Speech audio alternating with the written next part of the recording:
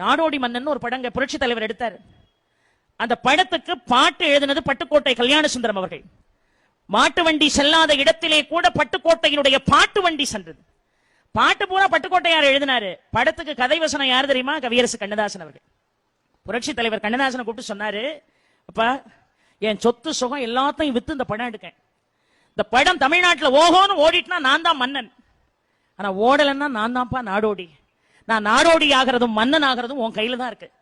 நீ பெரிய கவிஞன். ஏன்னா புரட்சி தலைவர் கண்ணதாசனை கடவுளேன்னு அழைப்பார். ஏன்னா ஒரு படைப்பவரா. கண்ணதாசன் ஒரு பெரிய லேட்கமர். ஒரு சொன்னாரு, சரியா டைமுக்கு நாளைக்கு 9 மணிக்கு வந்துடணும். கவலையே படாதீங்க, 8:50 இருப்பேன்.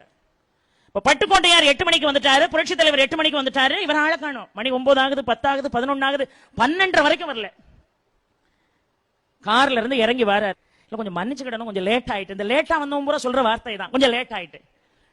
உடனே சரி பரவாயில்ல, தெரிஞ்ச விஷயம் தானே, நீங்க வர்றதுக்குள்ள ஏன் இந்த டைமை வேஸ்ட் பண்ணணும்னு ஒரு சிச்சுவேஷனை சொல்லி பட்டுக்கோட்டையார ஒரு பாட்டு எழுத சொல்லியிருக்கேன்.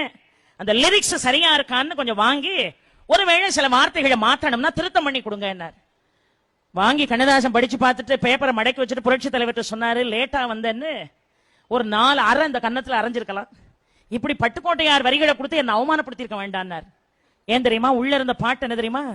போர் படை தன்னில் தொங்கியவன் வெற்றி இழந்தான், போர் படை தன்னில் தூங்கியவன் வெற்றி இழந்தான், உயர் பள்ளியில் தூங்கியவன் கல்வி இழந்தான், கடை தன்னில் தூங்கியவன் முதல் இழந்தான், கொண்ட கடமையில் தூங்கியவன் புகழ் இழந்தான், உன் போல் பொறுப்புள்ள மனிதரின் தூக்கத்தினால் பல பொன்னான வேலையெல்லாம் தூங்குதப்பா.